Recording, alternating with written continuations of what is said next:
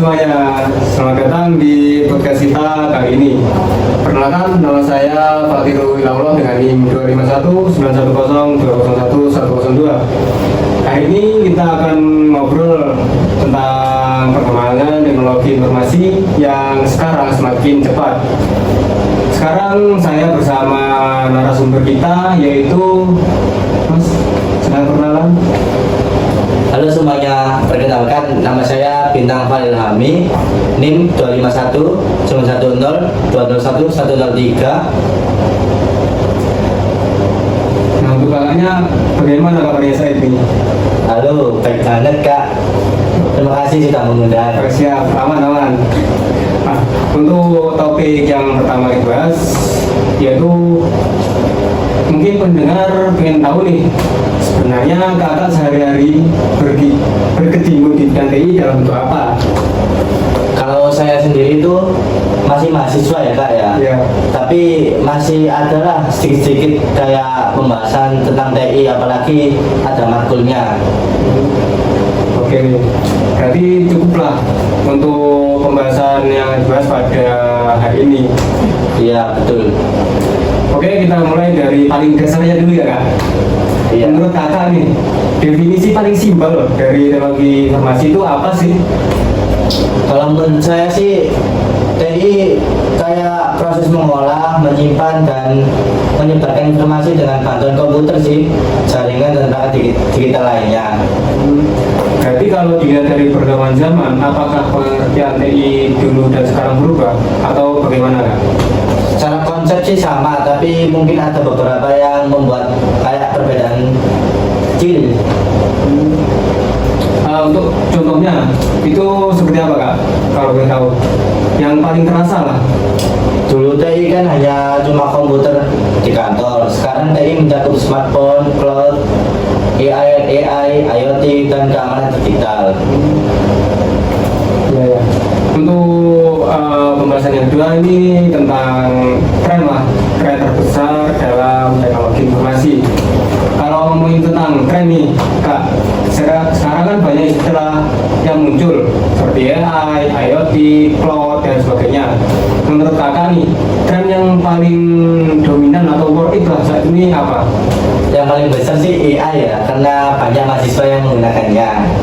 Terus yang kedua mungkin cloud computing dan IoT dan cyber security. Berarti AI ini sudah banyak sekali ya Kak, dipakai dalam membantu mahasiswa mengerjakan tugas-tugasnya atau gitu ya Kak? Iya sih Kak, sangat membantu banget, apalagi kayak kepepet gitu tugasnya banyak.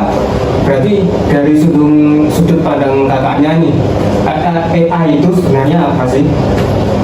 AI itu kayak sistem yang dibuat untuk menirukan kemampuan manusia seperti berpikir, belajar, atau membuat keputusan Kak. Kalau untuk IoT sendiri itu sistemnya itu seperti apa dan implementasinya itu kayak gimana Kak? Kalau untuk implementasinya sih kayak smartphone, lampu, perkakas, dapur, AC, bahkan CCTV ya Kak. Semuanya bisa dikontrol dari HP. Nah itu disebut IoT yang bisa dikontrol Kak. Dan untuk cloud computing Kak, itu seperti apa? Kan banyak orang taunya cuma penyimpanan online, padahal lebih dari itu ya. Nah betul Kak, cloud itu bukan hanya sekedar penyimpanan ya, tapi juga tempat menjalani aplikasi dan komputasi skala besar. Kalau kita bicara dengan dampak TI ya Kak, Ya. apa dampak positif lah terbesar yang benar-benar mengubah hidup dalam masyarakat maupun di dunia ini Kak? Sangat membantu sih Kak ya, seperti kayak akses cepat ke informasi, komunikasi jarak jauh, efisiensi kerja, peluang kerja baru, dan otomatisasi. Menurut kakak nih, apakah kemudian ini membuat masyarakat jadi lebih produktif atau malah menjadi kemunduran? Iya sih Kak, tapi dengan catatan harus tahu kapan dan bagaimana menggunakan teknologi. Nah, untuk sisi negatif negatifnya nih kak, menurut kakak nih tantangan terbesar di era digital sekarang itu apa menurut kakak nih? Seperti privasi data, cybercrime, ketergantungan gadget dan hoax sih kak. Untuk masalah hoax nih, kenapa menurut kakak orang mudah termakan isu-isu yang sebenarnya itu belum benar lah? Itu kenapa?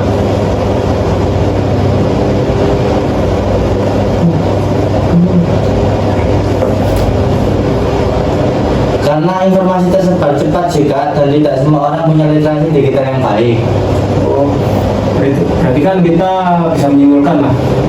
Kita harus mencari tahu dulu lah sumbernya yang disebar itu lewat mana. Jadi kita berarti harus memastikan dulu ya kak, Iya kak. dari mana sumbernya itu. Oh. Dan untuk keamanan siber, Kak, apakah masyarakat kita sudah cukup aman atau belum kak? Masih jauh sih kak, banyak yang pakai password lemah, klik sembarangan atau tidak diaktifkan two factor authentication-nya.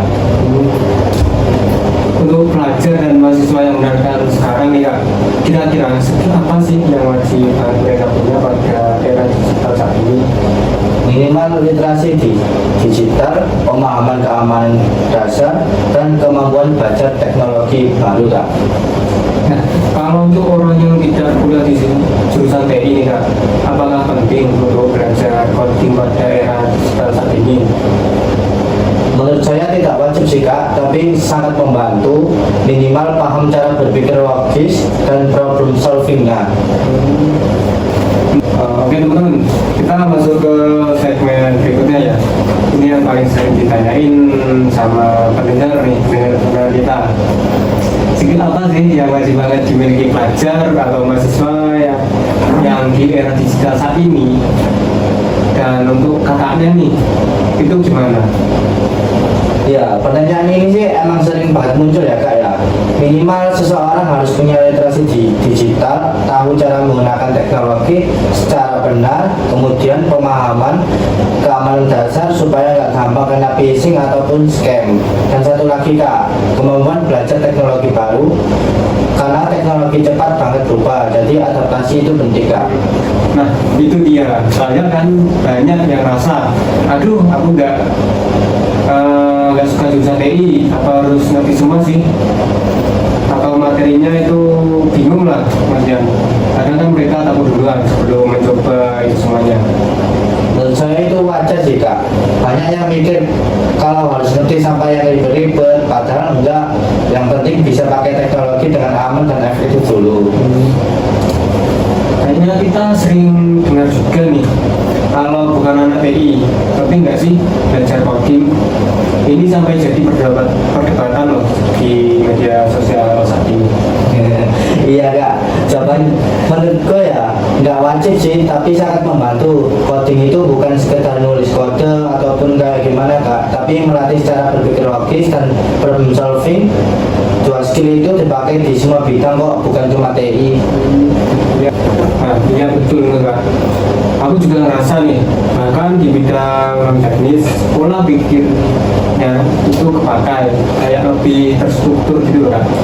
Betul, jadi meskipun nggak mau jadi programmer, belajar dasar-dasar logikanya itu sudah sangat cukup membuka wawasan juga. Tapi kalau dilihat dari tren kedepannya nih kak, apakah semua orang bakal dipaksa untuk punya kemampuan teknologi tertentu atau gimana kak menurut kakaknya nih? Menurutku sih tidak semua orang harus jadi ahli teknologi jika, tapi semuanya orang perlu melek digital itu minimal, karena hampir semua pekerjaan bahkan yang tradisional sekalipun sekarang berhubungan dengan teknologi. Iya benar sih ya. Tapi bahkan ya jualan bakso aja sekarang udah pakai kris ya. Nah itu jadi bukan soal jadi jago atau enggak, tapi soal bisa mengikuti perkembangan dan enggak ketinggalan zaman juga. Misal nih kak, kalau ada orang nih benar-benar mulai dari nol, bahkan nggak ngerti istilah TI ataupun apapun lah, kakak rekomend mereka mulai dari mana? Mulai dari dasar banget sih kak. Pertama, pahami keamanan digital, misalnya cara membuat password kuat, cara mengenali link seperti Google Drive ataupun OneDrive. Dan tentu saja pelajari dasar-dasar komputer, cara kerja file, sistem operasi dan sebagainya. Kalau sudah nyaman, baru deh naik level ke coding, data design ataupun jaringan sesuai minat. Oh, berarti kan intinya ya, mulai dari fondasi dulu ya Kak. Kita harus membuat fondasi dulu. Ya. Iya, jangan langsung lompat ke hal rumit, nanti malah stres sendiri. Nah, sekarang kita masuk ke segmen singkat ya. Tapi itu pembahasannya itu lebih mantap lah, bergizi. Iya. Tips praktis kan, bisa kasih dong beberapa tips biar pendengar bisa lebih aman dalam menggunakan teknologi sehari-hari. Tentu, ini yang paling dasar tapi sering dilewatkan. Pertama, gunakan password yang kuat, jangan pakai tanggal lahir. Kedua, aktifkan 2FA, ini penting banget, jangan asal klik link apalagi dari orang yang tidak dikenal. Tiga, rutin update aplikasi karena ada patch keamanan. Empat, batasi izin aplikasi, jangan semua diberi akses. Jadi kita jangan males ya Kak untuk update karena dapat dianggap gangguan lah. Padahal itu justru penting ya Kak. Iya, Kak, update itu salah satu benteng paling efektif Kak. Kalau untuk meningkatkan skill T sendiri Kak, menurut Kakak jalan tercepatnya itu gimana? Saran tercepat dariku sih ikut kursus online gratis banyak banget sekarang. Rajin coba-coba aplikasi baru, jangan takut explore. Gabung komunitas belajar karena belajar bareng itu lebih nyantol. Dari aku sendiri yang Kakak ucapin ya setuju sih Kak. Jangan takut untuk coba-coba karena saya sendiri juga masih ingin coba-coba lah dalam mengikuti UKM yang ada di Universitas Jember tersendiri. Tapi kan banyak orang pengen pintar tapi nggak pernah nyentuh alatnya. Ya sama aja kayak pengen jago berenang tapi nggak mau masuk kolam nggak. Kalau ada yang ingin ya Kak, bekerja di bidang TI tapi masih pemula, apa langkah paling realistis atau saran nih dari Kakak Bintang? Mulai dari membangun portofolio kecil sih Kak, nggak perlu proyek besar, cukup yang sederhana tapi menunjukkan kemampuannya. Terus ikut perkembangan teknologi yang lagi tren, konsisten belajar meskipun sedikit tiap hari. Wah, pembahasan kali ini sangat ya mantap lah Kak. Dan dari kita obrolin dari tadi ya untuk materi-materinya itu mungkin dari saya sendiri itu lebih moga-moga dari pendengar udah menangkapnya ya. Terima kasih banyak untuk Kakak Bintang yang sudah meluangkan waktu ya dalam mengisi podcast pada hari ini. Sama-sama Kak, senang banget bisa ngobrol bareng. Semoga bermanfaat buat semua pendengar. Ya pastinya bermanfaat sih Kak. Iya. Oke teman-teman, terima kasih ya sudah mendengarkan podcast pada hari ini. Jangan lupa ya subscribe ya kan. Subscribe teman. Jangan ketinggalan episode selanjutnya kalau bisa. Justice. Sekian podcast pada hari ini.